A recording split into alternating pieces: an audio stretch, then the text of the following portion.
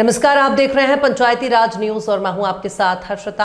रामपुर बाघेलान क्षेत्र में व्याप्त जन समस्याओं को लेकर वरिष्ठ कांग्रेस नेता सज्जन सिंह तिवारी द्वारा आज प्रेस वार्ता का आयोजन किया गया। स्थानीय मुद्दों को लेकर एवं प्रशासनिक अधिकारियों कर्मचारियों की तानाशाही को लेकर अपनी बात रखी। किसी का नाम न लेते हुए उन्होंने बोला कि लोगों के अंदर भय का माहौल पैदा किया जा रहा है, किसी व्यक्ति विशेष को टारगेट किया जा रहा है, हर जगह भ्रष्टाचार की इबारत लिखी जा रही है। केवल एक आदमी के इशारे पर पूरा रामपुर का तहसील, थाना, नगर पंचायत चल रहा है। किसी के ऊपर कभी मुकदमा दर्ज किया जाता है तो किसान दर दर की ठोकरें खाते मारा फिर रहा है, उसको सुनने वाला कोई नहीं है। क्षेत्र में जले ट्रांसफार्मर को बदला नहीं जा रहा है, किसान परेशान है, उनकी जिम्मेदारी कोई नहीं ले रहा है। पूरे रामपुर तहसील में खुलेआम लूट हो रही है। एक काम को करने के लिए जनता को 10 बार चक्कर लगाना पड़ता है, उसकी खबर किसी को नहीं है। क्या अब रामपुर का प्रशासन किसी एक के व्यक्ति के इशारे में ही चलेगा? यहाँ तक कि एसडीएम और तहसीलदार का जो फैसला भी होता है वो भी मुंह देख के किया जाता है। शराब माफिया पूरे रामपुर क्षेत्र में पूरी तरह से हावी है। गांव-गांव, गली-गली अवैध शराब की बिक्री जोरों पर है, इसमें किसी का ध्यान नहीं है।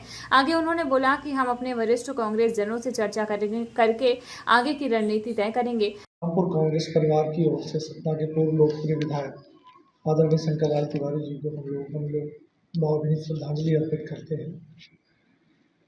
विषय में आते हुए सिर्फ ये कहना चाहूँगा कि जो नगर परिषद में व्याप्त भर्रेशाही है या तानाशाही है, अभी किसी एक विशेष अतिक्रमण विशेष को लेके आदरणीय सज्जन तिवारी जी ने आप सबको जानकारी दी। मैं भी पूर्णतः सहमत हूँ कि अगर अतिक्रमण हायर सेकेंडरी स्कूल की दोनों छोर पे अतिक्रमण कहाँ नहीं है, हनुमानगंज में अतिक्रमण, बस स्टैंड में अतिक्रमण, तो अतिक्रमण अगर आप हटाए सकते से हटाइए, उससे भी सहमत है, लेकिन अतिक्रमण हटाने में वैचारिक भेदभाव ना लाए। कोई किस दल से जुड़ा है, कोई किसी वर्ग से जुड़ा है, तो ये जरूर नगर परिषद से आग्रह भी है और चेतावनी भी है कि अतिक्रमण हटाने में भेदभावपूर्ण कार्रवाई न करें। अगर आप एक साथ एक मत हो के अतिक्रमण हटाएंगे तो हम भी उस फैसले का नगर परिषद स्वागत करते हैं। अब रही नगर परिषद की बात, तो 2 साल पहले हम लोगों ने कई बार नगर परिषद घेरा। 2013 की यहाँ की मुख्यमंत्री जलावर्धन योजना है, आप सबको पता है, 12.5 करोड़ की वो जलावर्धन योजना है। 2013 से आज 2025 आ गया, 12 साल से वो योजना स्वीकृत है। क्या आज भी हम मीठा पानी दे पाए हैं क्या अपने नगरवासियों को? इस पे ध्यान नहीं है आपका, ना विधायक का ध्यान है ना अध्यक्ष का ध्यान है कि हमारी जो योजना है वो क्यों पूर्ण नहीं हो पाई, उस पर क्या तकलीफें आ रही हैं। ध्यान आकृष्ट कराने के बाद भी आप उसका कोई निराकरण नहीं कर पाए। आपने ये 2 जुलाई 2023 में हम सब कांग्रेस जनों ने मिलकर जिला कांग्रेस कमेटी के तत्वाधान में एक उनको ज्ञापन सौंपा था 4 बिंदुओं का। उसका जवाब भी आया। उसके जवाब में ये लिखा गया कि मुख्यमंत्री शहरी पेयजल योजना अंतर्गत 921 लाख का कार्यादेश हुआ और इन कंपनियों को दिया गया कार्यादेश। ठीक है, इसमें महत्वपूर्ण बिंदु ये है, ये मुख्य नगर पालिका अधिकारी का अगस्त 23 में जो जवाब आया उसकी प्रति मैं प्रस्तुत कर रहा हूँ। उन्होंने कहा कि वर्तमान समय में कार्य की गति को देखते हुए माह सितंबर-अक्टूबर तक हम मीठा जल नगर वासियों को मुहैया कराएंगे। कब सितंबर-अक्टूबर कौन सा? सितंबर-अक्टूबर 23 की बात चल रही है, आज हम बैठे हैं अक्टूबर 25 में। अभी आप फिर ज्ञापन देंगे, फिर 2-3 महीने की मोहलत लेंगे। तो नगर परिषद से अब तो हम लोग को चलना चाहिए मेरे ख्याल से एक बार इस पत्र को लेके कि आपने 2 साल पहले का दिया था, आपकी डेडलाइन 2 साल बाद गुजर गई और हम लोग बहुत जल्द, शायद अगले हफ्ते ही हम सब जाएंगे प्रतिनिधिमंडल के रूप में। और कितना कार्य हुआ है, विपक्ष की भूमिका होती है लोकतंत्र में, कितना कार्य हुआ है, कितने प्रतिशत कार्य हुआ है और आप कब तक मुहैया करा पाएंगे मीठा जल रामपुर के नगरवासियों को, ये सब हम सब पूछने का कार्य करने वाले हैं। दूसरा, निकाय क्षेत्र में इन्होंने खुद इसी पत्र में जो मेरा दूसरा बिंदु था, तो उसमें यह था कि 60 लाख का भुगतान 1 साल में जेसीबी का किया जाए। 60 लाख का भुगतान, तो मैंने अपने पत्र में ये दिया था कि 60 लाख का भुगतान अगर जेसीबी किया गया, अगर मैं उस पर कोई आपत्ति नहीं भी उठाता हूँ, मानता भी हूँ कि ईमानदारी से कार्य किया गया, जो कि हुआ नहीं होगा, पूरा विश्वास है, लेकिन अगर हम ये मान भी लें कि पूरी ईमानदारी से कार्य किया भी गया होगा, तो 35-36 लाख की तो जेसीबी आती है। आप क्रय कर लें, 1 साल में 10-5 लाख के डीजल में आपकी तो बचत है।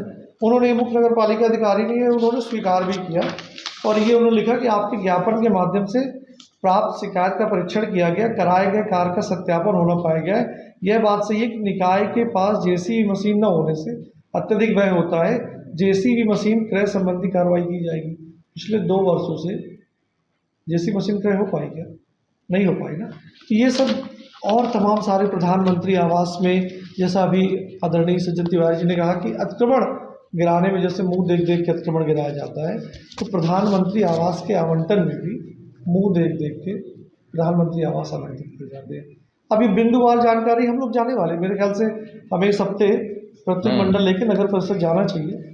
नगर परिषद तो भ्रष्टाचार का और भर्रेशाही का तानाशाही का अड्डा बना हुआ है, तो हम लोग एक प्रत्येक मंडल के रूप में जाने वाले हैं और वहाँ बिंदुवार जानकारी, व्यक्ति से जानकारी, बिंदुवार जानकारी, चाहे वो प्रधानमंत्री आवास की हो, चाहे मुख्यमंत्री शहरी पेयजल योजना की हो, चाहे जेसीबी के द्वारा किए गए भुगतान और अन्य कार्यों की, जो भी निर्माण कार्य चल रहे हैं, गुणवत्ताहीन कार्य चल रहे हैं।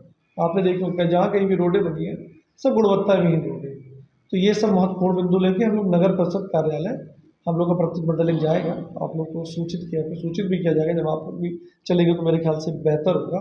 और इस रोड की टोल की हालत देखिए कि 2 साल से 2.5 साल से टोल वसूली हो रही है, लगातार टोल वसूली की दरों में इजाफा भी हो रहा है। एक पैच वर्क ही नहीं किया गया। इस 17 रिवर रोड पे कई लोग व्यक्तिगत जानने वाले भी और समाचार पत्रों में जानकारी मिलती कि कम से कम 10 मतलब हजारों सैकड़ों की संख्या में हादसे हो गए और तमाम लोग कलवित हो गए। लेकिन एक कहीं बाईपास, आप एक भी सर्विस रोड बताइए जो कहीं पे अपनी मूर्त रूप में है। जो NHAI का आपका जो पैमाना है, पैरामीटर है कि आप टोल वसूली तब कर सकते हैं जब आपकी साइनेज कंप्लीट हो, संकेतक कंप्लीट हो, आपकी सर्विस रोड कंप्लीट हो, आपके वृक्षारोपण होना चाहिए। कुछ है क्या? टोल पे आपको क्या दिखती है? स्वास्थ्य सुविधाएं, प्राथमिक स्वास्थ्य सुविधाएं दिखती हैं क्या? तो इन सब विषय को लेके हम लोग बहुत जल्द अब स्थानीय प्रशासनिक अधिकारियों से मिलेंगे। जरूरत पड़ेगी इन सब विषयों के लिए वो कलेक्टर तक भी जाएंगे प्रतिनिधि के रूप में। रामपुर को लेके, रामपुर विधानसभा की या रामपुर ब्लॉक की जानकारी लेके प्रतिनिधि कलेक्टर तक भी जाएगा। इसी विषय के साथ फिर से बहुत बहुत आप सबका धन्यवाद। आदानी सज्जन, आप लोगों की तरफ से कुछ अगर